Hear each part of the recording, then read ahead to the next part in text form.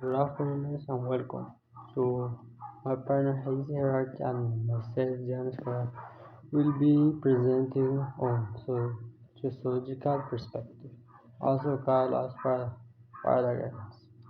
In this video, and then we will explain what are they, describing their three main perspectives and their key founders, and show you why they are important for understanding society and human behavior. So I give the time to my colleague Hazel. Logical perspective or paradigms are different ways of looking at social life. There are like lenses that shapes how we see the world in its outside.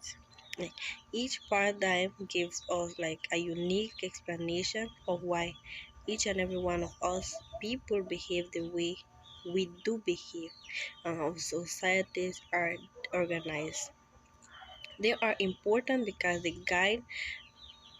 guide research, they help us analyze the social problems and give us different insights into human interaction and society in a whole. The first paradigm is the structural fundamentalism.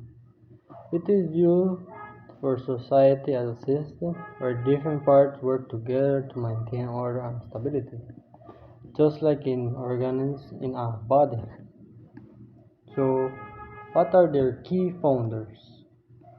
And we have Emily Durkheim. He studied how shared values, religions, and social norms keep society united. So, what is our main idea?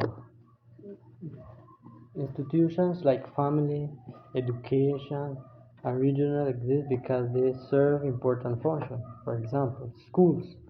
They don't just teach knowledge, they also teach discipline and cultural value.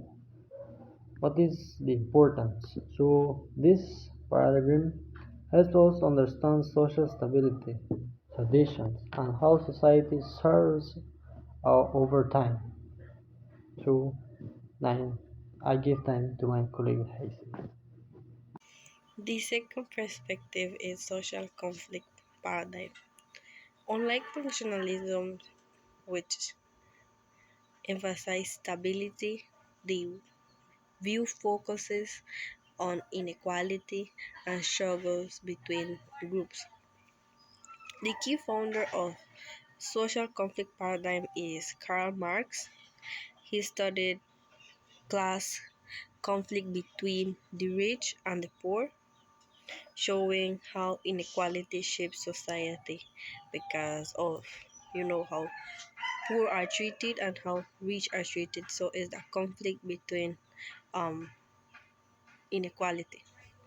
The main ideas of this is like society is built on a power of differences. Groups compete for resources like wealth, education, health, public influences. Conflict is not always negative in a way that it has to be a problem that will bring fights. No, it can bring social changes. For example, like civil rights or feminist movements grew like out of the conflict. Like whenever the groups get into a discussion where they want to change something and it's like good in What is the third perspective? Is the symbolic interactionism. This is a micro-level approach that looks at small-scale interaction in everyday life. So, our key founders is George Herbert Mead. He studied how people create meaning and develop their self-concept through interaction. That is our main idea. So, society is built through communication and symbols, and a handshake, close, or even slogan words can carry powerful meaning that shape social behavior. What is our importance? So, These perspectives help us understand relationship, identity, culture, and communication in daily life. I give time to my colleague. In conclusion, social perspective is important because they give us a different way of understanding how people react and the society in a whole.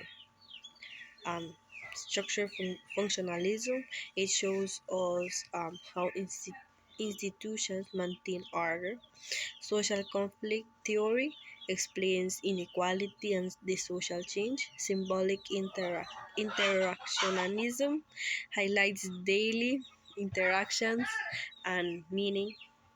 Together, this perspective helps us gain a better understanding of what is society and how people interact in the society.